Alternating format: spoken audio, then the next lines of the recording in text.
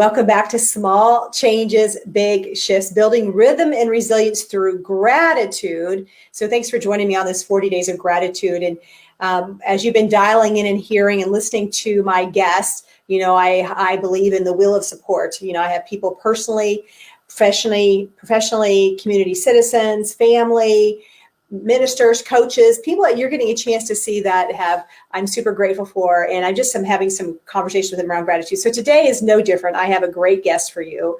Bob and I go back, I can tell you exactly when, to January of 92, Bob, January 1992. 92? Okay.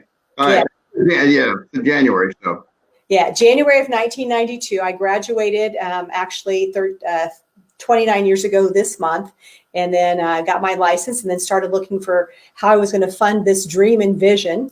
So for those of you that don't know, Bob Regnier is a community leader in Kansas City, but he's also a fabulous banker and started the Bank of Blue Valley. Bob, when I met you, you were in that trailer. Do you remember that?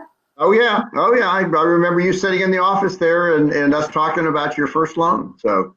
Well, it's awesome. Well, Bob, when I use the word gratitude, what does it mean to you and your family? The word. Paying attention to, and trying to be cognizant of all the good things that surround you. I mean, I think there are times when all of us think about, wish for, strive for other things, but all the things that surround you, including your family and your friends and the relationships that you got, your health, all of those things are if you really sit there and think about those and think about how really incredibly important those two are to you. I mean, those things that you thought you needed or that you were striving for sometimes aren't as important. So I'm just so. Gratitude to me is recognizing all the really great things that have happened to you in your life, and also recognizing that there's really positive things that surround you every day that sometimes we take for granted, and we shouldn't, because they're wonderful. Have wonderful impacts on your life. Well, Bob, I could go. There's a list of things I'm grateful for you, and sometimes your gratitude comes in advice that you really don't want. You knew what was happening in 2008 when I didn't know, and I was thinking about expanding. And by the grace of God, you didn't give any money, thank goodness. And you knew what was happening in the market. You knew it wasn't a good decision. So part of my celebration, this gratitude, is hearing your thoughts on gratitude, at the same time seeing how gratitude has shifted for you as you've moved through your career. Like I said, I've known you all of my career, 29 years. And at the same time, also telling you, recently I love to visit practitioners in Kansas City. I love to know who's in my town doing acupuncture, massage, and chiropractic. And I happen to be experiencing acupuncture by somebody that people kept raving to me about. And it's across from Wonderscope. And really? I thought when I was there last week, I thought, well, this is really the universe affirming my conversation with Bob and how the Regniers family, you have your fingerprints, as David Byrd would say from the YMCA, you have your fingerprints all over the Kansas City community. Tell me where you learned about gratitude. I don't know much about your family, but obviously as your fingers all over this city, believe that's probably something you learned as a young man. Oh, I did. I did to a degree. I think a lot of it, though, is I learned the hard way, because I got into the banking, was involved in banking for 20 years, and then started the Bank of Blue Valley, and so much of my life was really focused on on those things that I was striving for, and I'm not sure that I recognize that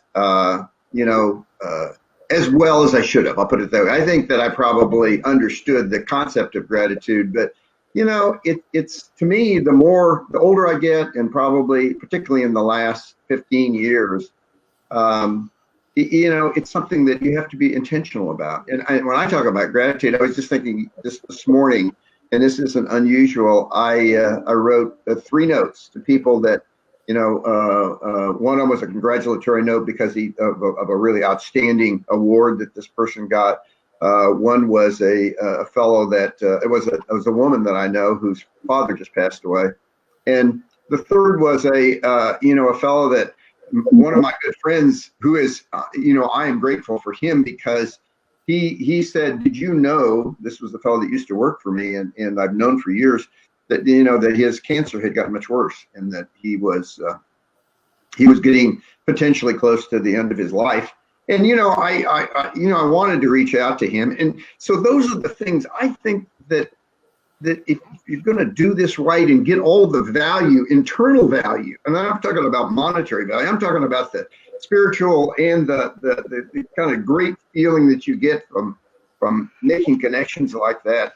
You've got to be intentional about it. And I have tried, really, for the last 15 years or so at least, or maybe probably a little bit longer. But during 2008 when we had the financial crisis, that was a point in time when I sort of, had to take a step back because the world was not, working very well for me. I mean, it was really hard. And matter of fact, it potentially disastrous for me. But, at that point in time, I think I did start to recognize that there were things out there that I had in my portfolio right now that were wonderful and were things that I should be incredibly grateful for. And I think that maybe shifted my mindset a little bit from that point forward. Well, it sounds like you made some lemonade out of lemons. Right. Of you write notes, Bob, I want to tell you, I'm a little bit OCD. I don't like to keep a lot of stuff. I do have a couple things that are important up on my wall as I'm walking. You've been to your wellness connection. As I walk up the wall, there's an article when you so graciously featured me in a magazine for Bank of Blue Valley. But the other thing I keep, Bob, that I have that you don't know I have, but I'm going to tell you right now, is I am, how people say, just look back at your text. That's the information I gave you. Well, I clean my texts out every day. Sure. And I only keep the ones that I have to because I'm a little OCD about missing things because now you got Facebook, LinkedIn, text messages, emails, and then mail and all that other stuff. But Bob, last year, and this is one reason I'm grateful for you, and this is the kind of guy you are, full disclosure, you're my first banker. You will always be a banker at heart to me, but you're not my banker at the moment. Right. And you took time last year to give me a phone call. Do you remember that? I remember a call, but I don't even remember what it was about. It was about junior achievement. And, yes, it was. Yeah, and it was on my office phone, and I have about, if you look at my phone right now in my office phone, I have about 5, maybe 6 messages saved. Okay, and one is from you. And so I just want to say thank you so much for always encouraging me. And this goes to my question for our listeners. I have the privilege of being around a lot of young chiropractors or providers that are coming out of school, like myself, $100 plus, $200 plus $1,000 out of in debt, and trying to figure out how do they start to have their dream. What would be some advice you would share with young people who are going to a bank to get money? And you always say, when you don't have money, the banks have trouble giving you money, but when you do have money, it's easier to get money. But what advice would you give them with your, what'd you say, 50 years? You have 50 years of banking, is that right? 50 years of banking, yeah. And it's changed a lot over that period of time. Part of it is the old attitude or that thing that's so absolute, you just don't give up, just keep trying. And as you make a pitch, your pitch will get better. I mean, you have to show that what you've got is a viable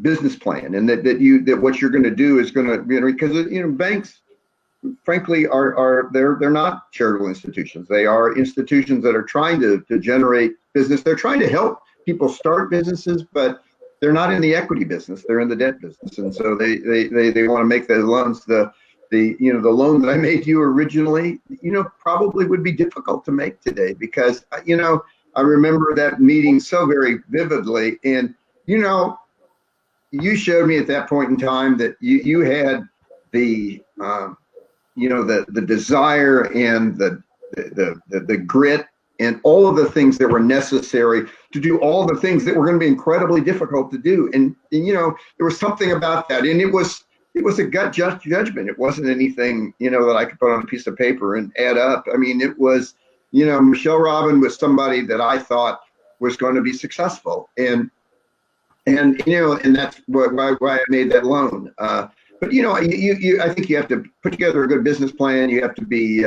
positive about it. You have to ask questions. If somebody says no, you say, well, tell me why. Tell me what I can do to make this a better plan, and how I can get to the point where I could get approved for a loan. Or do you have someone that I could go to that maybe is not a traditional lender that I could go to? So money is available out there. You just got to be tenacious and inquisitive and find it, and then get started and really build a value. Build something that has value to other people, and that will propel you forward. Just exactly what you did. I mean, you started, and it was not just that you had a great service. You had a personal connection with people, and people started referring you to other people. I mean, it was something that built on itself, and you have the right product, and you can just get started and then work hard at it. You can be successful. So good product, keep working hard, work smart. Wonderful advice. I think that's what people are going to struggle with. It's going to be interesting times, especially as we get through the post-COVID time period. And I love that you said there's other resources. I don't remember early on Casey SourceLink. It's not been around forever. You probably know Casey SourceLink, and about the your program that you have over at UMKC. Right. And it's so funny. Here's an interesting story. Another reason I'm grateful for you. I actually went there. What's it called, Bob? The program? Regnier Institute. Yeah. For entrepreneurship. At UMKC. And I got invited by one of my clients to come see their pitch. And I did. And I happened to see you there, of course, that day. And then I ran into a friend of mine from Children's Mercy who had another friend who wanted to do a sleep medicine holistically. And now he works. He's a phenomenal sleep doctor. He still works for Truman, but he moonlights, or he would call it highlights at Your Wellness Connection on Saturdays, because he just loves whole person health sleep. And and I met him because of the Regnier. So there's just all these little connections. But you mentioned there's other resources, and I believe that this city is phenomenal. Talk a little bit about the entrepreneur opportunities in Kansas City. You think about the Block, you think about UMKC, you think about Casey SourceLink, Hellsberg. Right. Yeah, the hemp program, the entrepreneur program down at UMKC. Casey SourceLink is a great program because it's free. I mean, it is, you can go down there and meet with those people, and they've got they have mapped out the economic ecosystem and can help you, show you where you're at and what you need to do. So all of those are great. And there's more and more. I'm going to space Alonzo. It's memories, not remembering it, but Ruben Alonzo, runs an organization that concentrates on with minority individuals and companies that are really struggling trying to get financing, and he's a good it's a CDFI over there in the kind of the northeast area of the city. So you just have to search them out. And I think that so many people, this is such a wonderful town because you've got so many people like the people at Casey SourceLink. They're going to say, hey, you need to go talk to so-and-so, or you need to make this connection, or this, for what you're trying to do, here's a direction that you might want to consider. I think there's a lot of people that want to help you succeed. And you just got to, put yourself out there a little bit and talk to them and ask for advice. And I just think there's a ton of people out there that will help you. And all those that you talked about, the Hellsberg mentorship program, if you could ever get into that, that's a great program. The SBA, it's called Quick Start. They've got a nice program that's based out of Kaufman, and that is a great program. But just a lot of things. And I'm one of those people that, if I don't have any regrets in my life. Probably the one thing, if somebody said, okay, what's the one thing that you would have done differently, is I would have probably tried to start the Bank of Blue Valley earlier than what I did. I mean, I worked for a really great company for 20 years, and it gave me great training, and probably gave me enough training that I was successful in my second career with the Bank of Blue Valley. But I just think, what would it have been like if I'd have been able to start the bank 5 years earlier, or 3 years earlier, or 7 years earlier, and be able to build it, over a long time.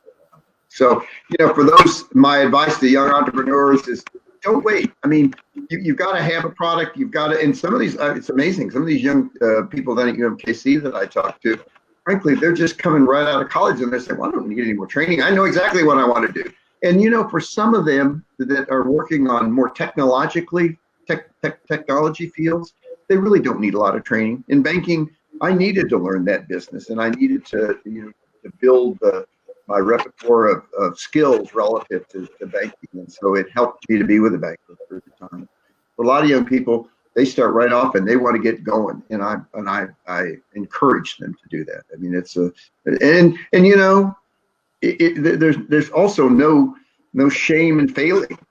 You try something and you find out that there's 10 attributes and 7 of them work, but 3 don't. And those 3 are just bad enough that they don't allow you to be successful at it. You take the 7 that work and you try to adjust those and come up with a new approach to the same thing and keep going. So. Well, I'm going to keep moving. And, many people, I started when I was 25, my practice, but I spent about a decade already working for other chiropractors while I was in school, undergrad, high school, college. So I think it's important, especially like you said, some careers, and I do believe that chiropractic is one of them, that people they need to spend some time around the field to understand there's all these little nuggets, just like you've learned through the years, Bob, that are amazing. Bob, as we start to wrap up, part of my series is once again to say thank you so much for all you do for Kansas City, but thank you so much for what you've done for Michelle Robin and your wellness connection. I always laugh. I came to you for a $20,000 loan and ended up with a $1.2 million loan. And so I always myself, it kind of went the wrong way there, but it probably paid out pretty well.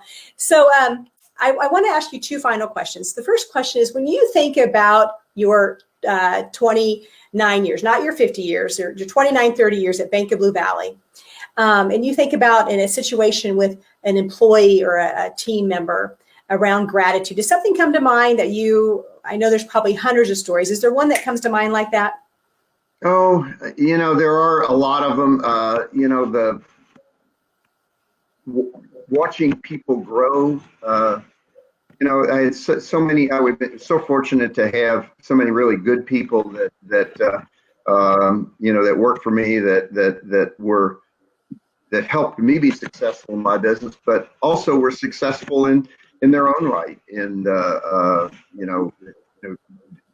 going on and furthering their own careers. I mean, I am grateful for the help that they gave to me, but I'm also grateful that they were a part of my life, and that they were part of that mosaic of my life that made it really a great life. But I can't think of, there are lots of little things that, where, we were successful, just like in your circumstance, and probably 100 others where, we talked to somebody early on and, they were successful. And,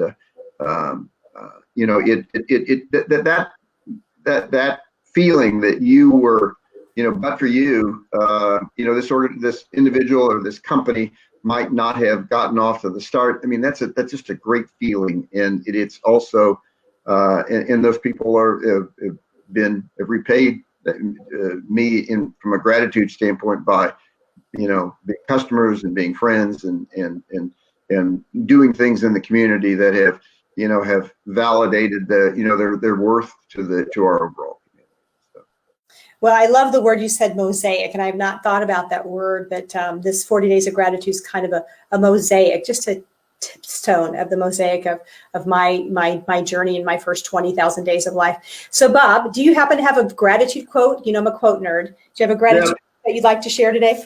Well, I thought about that because I knew that was one of the things that you like, and I looked at a lot of different things, and what really struck to me was, the concept that when you pay attention to the things that you're really grateful for and the things that you're thankful for, and you understand those and you absorb those, all of those things that you thought that you needed, kind of are not as important anymore. I mean, there's a lot of us that say, "Gosh, I'm doing okay, but I really want this." I mean, I'm striving to do more.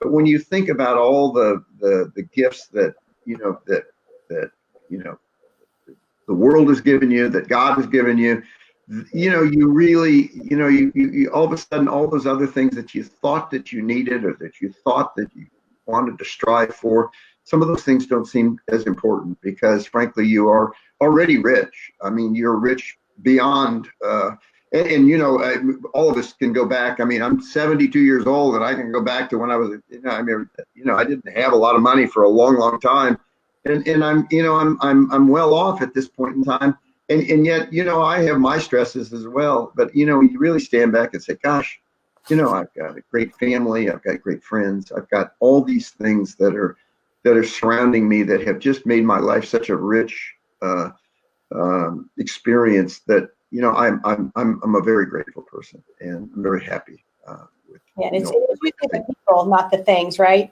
Well, I picked a quote for you, and I think it's perfect.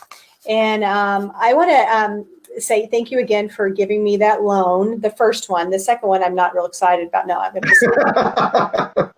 It's fine. It's fine. It's been a good investment. This is by Albert Schweitzer, and at times our own light goes out and is rekindled by a spark from another person. And so if you are one of those people like myself going to banker after banker after banker trying to get your first business loan, and you come across a guy like Bob Regnier, each of us has cause to thank with deep gratitude of those who have lightened the flame within us. So Bob, thanks for, pouring some gasoline on the flame. I had the flame inside me. It was a little dim. And you said, yes, Michelle, we'll take the risking and give you this money to get your x-ray machine and help get started. So thank you so much for that. And thank you so much for all you do for the community. Once again, of my 6 messages I have saved, one is from you. I plan on not erasing it unless I have to get a new phone since they make me erase it because it's on my office. But I want to tell you, I love you. I appreciate you. Give Ann a big hug. And thanks for hanging out with me on my 40 Days of Gratitude. Well, thank you very much. And thank you for all you're doing. The outreach that you had relative to this program and the kindness program, all those things, frankly, help us focus on what's really important in life. And I think makes the city and all of the people inside of it better for it. So thank you for everything you do every day. All right. Thanks, Bob. Blessings to you.